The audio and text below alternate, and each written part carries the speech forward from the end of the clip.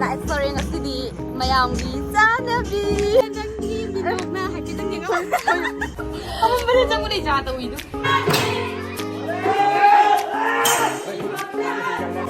ai ka sao kang aho mani kheti hawaro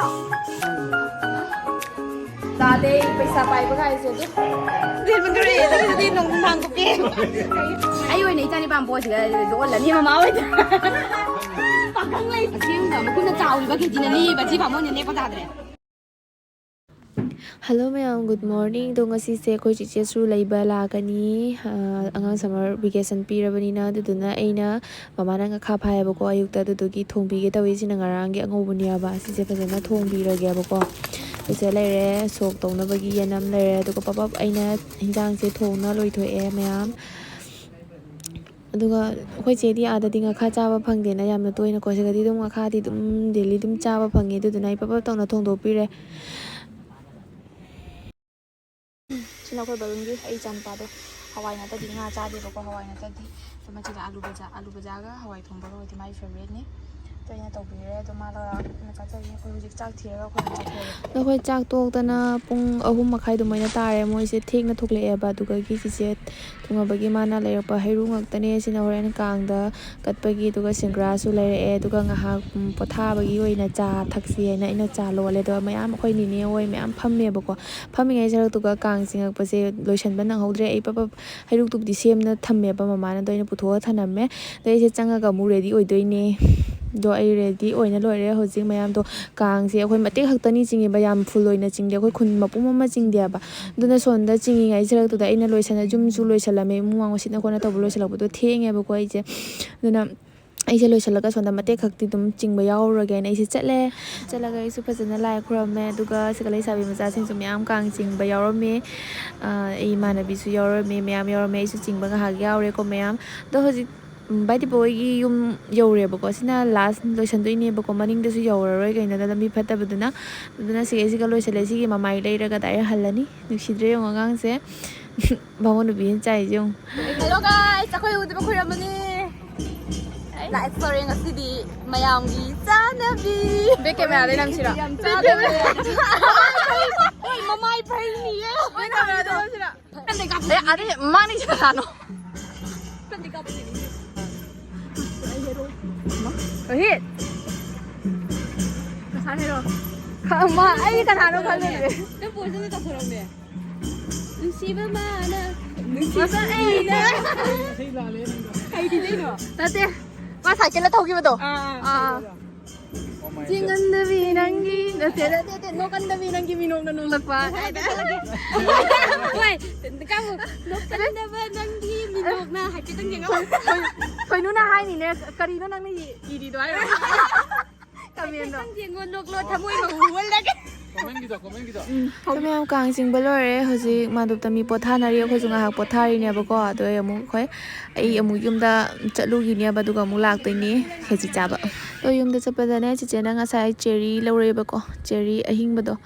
ado phajamana ina dum blog ta hakolak pani aidi yam phajaba do oi ba aidi ahan bani chari se mayam di charam ba su yai do ai gi ahan bo oi buduna mayam ucharak pani ba ko do ka mayam ai hoji khechi cha ba gi amuk lae imanabi amu hogi doi ne ba horaga duga chaminarani khechi cha ba mi madop ta mi dum lak pa hore ai imanabi su lai ba lak pane du bo ai thaba kan mana puna ba ka phang de sumaina par phorok pa una ba natana mayam kaina hai to kan Chay chan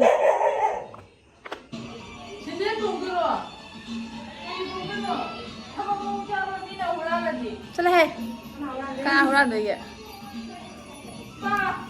Agnes Hi taro Hello Hello Ai đi dire xong cái đấy Ai đi nè Khá là buồn đi nè Nung thang nó like tôi nó xếp cái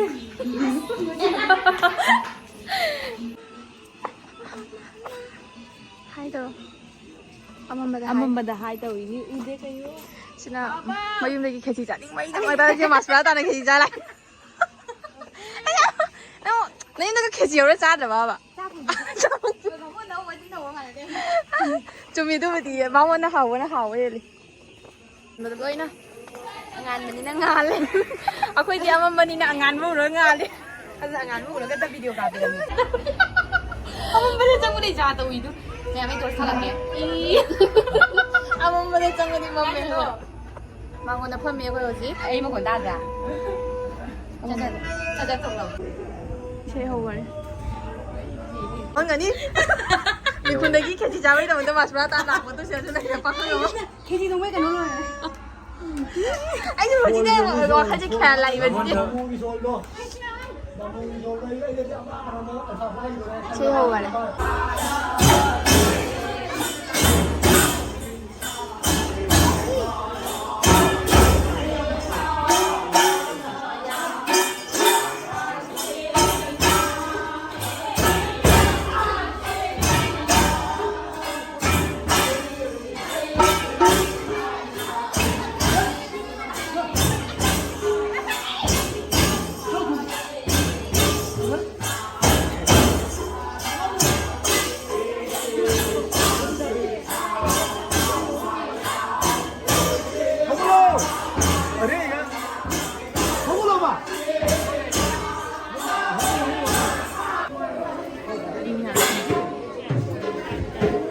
ꯅꯪ ꯀꯩꯗꯧꯔꯤꯕ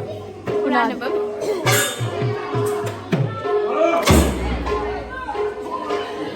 ꯂꯩꯁꯥꯕꯤ ꯐꯥꯔꯝꯃꯦ ꯁꯄꯣꯟꯒꯤ ꯀꯨꯇꯤ ꯁꯄꯣꯟꯒꯤ ꯃꯆꯥꯅꯨꯄꯤꯁꯦ ꯂꯩꯁꯥꯕꯤ ꯐꯥꯔꯝꯃꯦ ꯀꯩꯗꯧꯅꯣ ꯈꯨꯗꯥꯡ ꯃꯨꯟꯖꯩꯅꯣ ꯀꯩꯅꯣ ꯑꯩꯉꯣꯟꯗ ꯃꯁꯛ ꯈꯪꯗꯔꯦ ꯈꯨꯗꯥꯡ ꯃꯨꯟꯖꯩꯅꯣ ꯀꯩꯅꯣ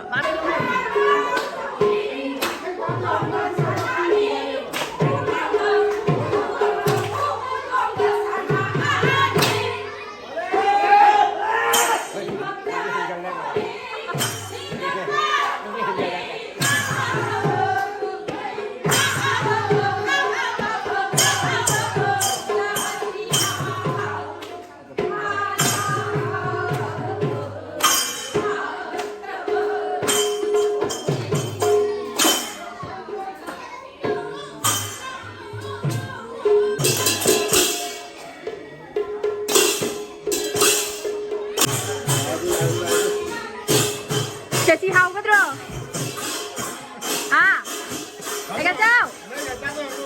ꯑꯩꯒ ꯆꯥꯎ ꯀꯥꯡ ꯑꯍꯧꯕꯅꯤ ꯈꯦꯆꯤ ꯍꯥꯎꯒꯗ꯭ꯔꯣ ꯀꯔꯤ ꯑꯗꯨ ꯌꯥꯕ꯭ꯔꯥꯅꯦ ꯑꯩꯒ ꯇꯧꯗꯣ ꯌꯣ ꯄꯥꯎꯅꯦ ꯑꯍꯥꯟꯕ ꯆꯪꯉꯣ ꯀꯥꯞꯇꯣꯏꯅꯤ ꯊꯣꯏꯕꯤ ꯂꯥꯏ ꯈꯨꯔꯝꯃꯤ ꯑꯩꯕꯨ ꯀꯥꯎꯊꯣꯛꯎꯔꯦ ꯂꯥꯏ ꯈꯨꯔꯝꯕ ꯊꯣꯏꯕꯤꯅ ꯂꯥꯏ ꯈꯨꯔꯝꯕ ꯆꯪꯉꯛꯒꯅꯤ ꯆꯪꯉꯤ ꯑꯩꯁꯨ ꯂꯥꯏ ꯈꯨꯔꯝꯈꯤꯒꯦ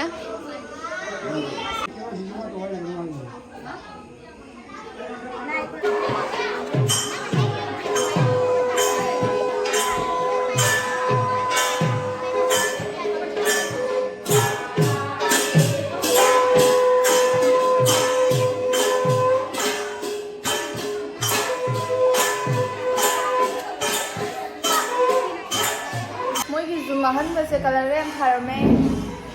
ꯆꯥꯗꯦ ꯄꯩꯁꯥ ꯄꯥꯏꯕ ꯀꯥꯏꯁꯦ ꯑꯗꯨ ꯑꯩꯈꯣꯏ ꯄꯩꯁꯥ ꯄꯥꯏꯈꯤꯕꯗꯒꯤ ꯖꯨꯝꯒꯁꯦ ꯌꯧꯅꯁꯦ ꯖꯨꯝꯒꯁꯦ ꯌꯧꯅꯗ ꯇꯤ ꯇꯧꯈꯔꯦ ꯃꯌꯥꯝ ꯑꯩꯈꯣꯏ ꯍꯤꯔꯣꯁꯦ ꯀꯩꯗꯧꯔꯒꯦ ꯈꯪꯗꯦ ꯀꯩ ꯅꯨꯡꯉꯥꯏꯇꯕ ꯂꯩꯔꯒꯦ ꯅꯨꯡꯉꯥꯏꯇꯕ ꯂꯩꯖꯗꯦ ꯈꯪꯖꯕꯅꯤ ꯃꯇꯝ ꯂꯦꯟꯕ ꯑꯣꯏꯅ ꯃꯇꯝ ꯂꯦꯟꯕ ꯑꯣꯏꯅ ꯀꯩ ꯃꯣꯟꯗ꯭ꯔꯪ ꯁꯥꯟꯅꯩꯕ ꯀꯩ ꯃꯣꯟꯗ꯭ꯔꯪ ꯅꯪ ꯁꯥꯟꯅꯩꯗꯣ ꯋꯥꯈꯜ ꯁꯥꯔꯤꯅꯤ ꯍꯥ ꯋꯥꯈꯜ ꯁꯥꯔꯤꯅꯦꯕ ꯀꯩ ꯋꯥꯈꯜꯅꯕꯗꯣ ꯑꯩꯁꯨ ꯍꯥꯏꯕ ꯌꯥꯏ ꯈꯦꯆꯤ ꯆꯥꯕ ꯂꯥꯛꯑ ꯃꯣꯟꯗ꯭ꯔꯪ ꯁꯥꯟꯅ ꯌꯥꯕ꯭ꯔꯣ ꯅꯪ ꯌꯨꯝꯗ ꯂꯩꯗꯅ ꯃꯣꯟꯗ꯭ꯔꯪ ꯁꯥꯟꯅ ꯉꯝꯗ꯭ꯔꯥ ꯉꯝꯗꯦ ꯑꯩ ꯍꯦꯔꯣ ꯑꯣꯏꯕꯗꯒꯤ ꯆꯥꯎꯊꯣꯛꯄꯅ ꯂꯣꯏꯔꯕꯅꯤ ꯏꯆꯦ ꯆꯥꯎꯊꯣꯛꯄꯅ ꯂꯣꯏꯔꯕꯅꯤ ꯌꯥꯏ ꯁꯤꯗ ꯂꯩꯁꯥꯕꯤ ꯃꯌꯥꯝꯁꯦ ꯌꯦꯡꯉꯣ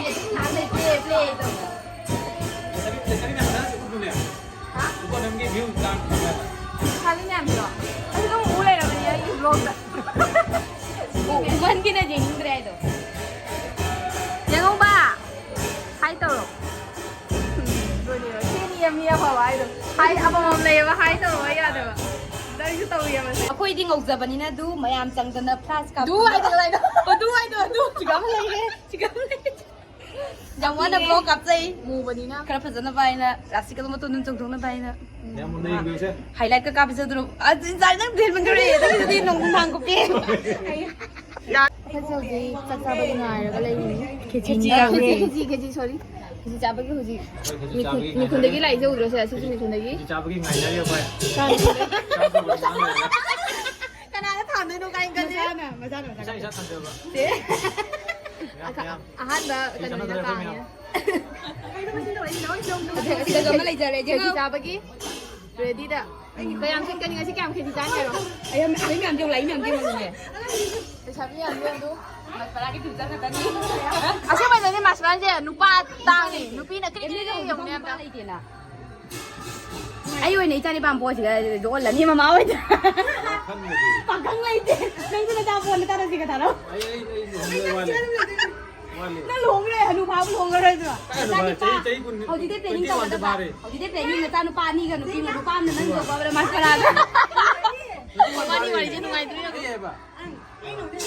ꯍꯜꯂꯤ ꯃꯥ 21ꯗꯅꯤ 21ꯗꯅꯤ ꯍꯥꯏꯕ ꯑꯩ 23ꯅꯤ ꯑꯗꯨꯅ ꯑꯩ ꯅꯍꯥꯟ ꯂꯨꯍꯣꯡꯒꯅꯤ ꯏꯆꯥ ꯅꯤꯄꯥ ꯍꯧꯖꯤꯛ ꯄꯨꯔꯅꯤ ꯃꯣꯏ ꯅꯆꯥꯗꯨ ꯅꯪ ꯋꯥꯔꯤ ꯀꯥꯏ ꯃꯥꯏ ꯃꯅꯥꯎꯄꯥ ꯑꯩ ꯏꯆꯥ ꯅꯨꯄꯤꯗ ꯅꯪ ꯅꯜꯕꯥ ꯂꯧꯍꯜꯂꯣ ꯁꯤꯗ ꯌꯥꯝ ꯅꯣꯛꯅꯤꯡꯕꯅꯤ ꯑꯁꯦꯡꯕꯩꯔꯣ ꯑꯋꯥꯏꯒꯤꯔꯣ ꯃꯅꯤ ꯑꯣ ꯚꯥꯃꯣꯟ ꯅꯨꯄꯤꯁꯦ ꯀꯩꯒꯤꯅꯣ ꯉꯁꯤ ꯌꯥꯝ ꯁꯦꯠ ꯑꯣꯏꯁꯦ ꯃꯥꯅꯦ ꯃꯦꯟ ꯁꯣꯔꯣꯛꯇ ꯈꯣꯏꯔꯝꯃꯨꯔꯦ ꯑꯗꯨꯒꯤ ꯂꯥꯏ ꯈꯣꯏꯔꯝꯕꯗ ꯄꯩꯅ ꯈꯣꯏꯔꯝꯃꯦ ꯃꯄꯥꯕꯨꯡ ꯅꯥꯏꯕ ꯄꯩꯕ ꯃꯥꯏ ꯑꯉꯥꯡꯁꯦ ꯍꯧꯕꯗꯒꯤ ꯖꯦꯞꯄꯗ ꯂꯣꯏꯕ ꯖꯦꯞꯄꯤꯕꯣ ꯑꯗꯨꯅꯤ ꯀꯅꯥ ꯃꯤ ꯍꯧꯖꯤꯛꯇꯤ ꯑꯦꯛꯁꯄꯤꯔꯤꯌꯦꯟꯁ ꯇꯧꯖꯩꯕ ꯑꯉꯥꯡ ꯄꯝꯕꯒꯤ ꯑꯁꯤ ꯍꯌꯦꯡ ꯀꯣꯟꯅ ꯋꯥꯔꯣꯏꯗꯅꯤ ꯑꯃ ꯑꯃ ꯊꯣꯛꯂꯦ ꯑꯃ ꯊꯣꯛꯂꯛꯑꯦ ꯑꯗꯨ ꯖꯒꯣꯏ ꯁꯥꯅ ꯒꯦꯝꯁꯨ ꯁꯥꯟꯅꯔꯤꯀꯣ 누가가 되나? ꯒꯦꯝꯁꯨ ꯁꯥꯟꯅꯔꯤ ꯒꯦꯝ ꯁꯥꯟꯅꯔꯤ ꯒꯦꯝ 야, ꯀꯥꯡꯃꯔꯨꯗ ꯒꯦꯝ ꯁꯥꯟꯅꯔꯤꯌꯦ 괜히 그랬잖아. ꯅꯨꯄꯤ ꯀꯤꯕ ꯅꯨꯄꯥ ꯍꯥꯏꯕꯁꯤ ꯑꯁꯤꯒꯨꯝꯕ ꯅꯨꯄꯥꯁꯦ ꯇꯥꯡꯅ ꯐꯪꯉꯤ ꯃꯥꯁꯦ ꯒꯦꯝ ꯁꯥꯟꯅꯖꯗꯦꯗ ꯁꯥꯟꯅꯕꯒꯤ ꯄꯨꯊꯣꯛꯆꯔꯛꯄꯅꯦꯕ ꯑꯗꯣ ꯑꯩꯅ ꯒꯦꯝ ꯁꯥꯟꯅꯩ ꯍꯥꯏꯕꯗꯣ ꯃꯥ ꯁꯣꯝꯗ ꯊꯝꯈ꯭ꯔꯦ ꯑꯁꯤꯕꯨ ꯀꯧꯋꯦ ꯅꯨꯄꯤ ꯀꯤꯕ ꯅꯨꯄꯥ ꯆꯨꯝꯕ꯭ꯔꯥ 게임 좀 샀네. ꯑꯁꯤꯒꯨꯝꯕ ꯌꯦꯡꯉꯨꯁꯦ ꯅꯨꯄꯤ ꯀꯤꯕ ꯌꯦꯡꯉꯨꯗ ꯃꯥ 거기 ꯇꯧꯋꯤ 레이트봐, 거기 우드로세. 진짜 레이트. ꯑꯗꯨꯅꯦ ꯀꯩꯅꯣ ꯆꯤꯟꯇꯥ ꯂꯩꯇꯦꯕ 진짜 레이트는 나 누비 매하고 밥 내요 그거. 마에 거기 니 뚜룰라 미리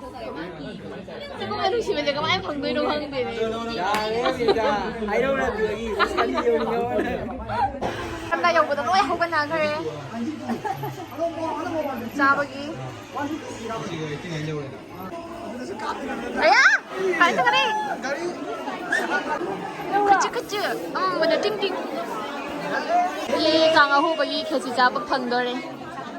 가렌 수작하래 가렌은 마음마다 내가 저희들 비디오 남기고 ꯑꯁꯦꯡꯕ ꯃꯈꯨꯠꯅ ꯆꯥꯎꯔꯤꯕ ꯈꯦꯖꯤꯅ ꯂꯤꯕ ꯁꯤ ꯕꯥꯃꯣꯟꯅ ꯅꯦꯛꯄ ꯇꯥꯗ꯭ꯔꯦ 누나 잠들냐고. ꯖꯥꯝꯗꯦꯟ ꯈꯨꯠ ꯀꯗꯥꯏ ꯈꯨꯠ ꯆꯥꯎꯕꯒ ꯍꯥꯞꯄꯒ ꯃꯥꯟꯅꯗ꯭ꯔꯦ ꯂꯩꯁꯥꯕꯤꯁꯦ ꯏꯀꯥꯏꯗꯦ ꯁꯤꯒꯤꯗꯃꯛꯇꯁꯨ ꯈꯟꯅꯩ ꯈꯨꯟꯗꯅꯤ ꯀꯟꯅ ꯑꯣꯏꯕ ꯃꯇꯝꯅꯦ ꯂꯨꯍꯣꯡꯉ ꯀꯗꯥꯏ ꯍꯥꯏꯔꯨꯗꯣꯏꯅꯣ ꯈꯨꯟꯗ ꯂꯩꯌꯦꯗ ꯐꯧ ꯊꯥꯕꯒꯤ ꯃꯇꯝꯅꯤ ꯅꯠꯇ꯭ꯔꯥ ꯑꯩꯒ ꯆꯥꯎ 니가 혼자라 나오는 ꯑꯗꯨ ꯃꯤ ꯃꯈꯨꯟꯗ ꯇꯧꯖꯥꯗꯦ ꯑꯗꯨꯅ ꯅꯣꯏꯗ ꯇꯧꯍꯧꯔꯤ ꯆꯥꯅꯨ ꯑꯅꯤ ꯆꯥꯏ ꯁꯤꯖꯧꯁꯨ ꯂꯩꯁꯥꯕꯤꯅ ꯍꯜꯂꯦ ꯕꯥꯏ ꯃꯌꯥꯝ ꯑꯩꯒꯤ ꯁꯔꯨꯛꯇꯣ ꯁꯨꯃꯥꯏꯅ ꯇꯥꯁꯜꯂ ꯄꯨꯔꯦ ꯌꯨꯝꯗ ꯆꯥꯔꯨꯒꯦ ꯍꯥꯏꯗ ꯃꯌꯥꯝ ꯌꯨꯝ ꯌꯧꯔꯒ ꯑꯩꯈꯣꯏꯒꯤ ꯍꯤꯟꯖꯥꯡ ꯕꯦꯟꯗꯤ ꯏꯔꯣꯜꯂꯝꯃꯦꯕꯀꯣ ꯑꯗꯣ ꯏꯔꯣꯟꯕꯗꯨꯒ ꯈꯦꯆꯤꯒ ꯆꯥꯔꯦ ꯑꯁꯤꯅ ꯆꯤꯆꯦꯁꯨ ꯑꯩꯅ ꯆꯥꯔꯤꯉꯩꯗ ꯃꯥ ꯆꯥꯛ ꯄꯨꯊꯣꯛꯑ ꯆꯥꯕ ꯑꯗꯨꯗꯤ ꯃꯌꯥꯝ ꯚꯤꯗꯤꯑꯣꯗꯤ ꯑꯇꯩ ꯃꯈꯥ ꯅꯝꯗ꯭ꯔꯦ ꯃꯌꯥꯝ ꯚꯤꯗꯤꯑꯣꯗꯤ ꯁ꯭ꯋꯥꯏ ꯂꯣꯏꯁꯤꯟꯖꯔꯒꯦ ꯅꯨꯡꯉꯥꯏꯔꯗꯤ ꯁꯕꯁꯀ꯭ꯔꯥꯏꯕ ꯇꯧꯕꯤꯔꯝꯃꯣ ꯕꯥꯏ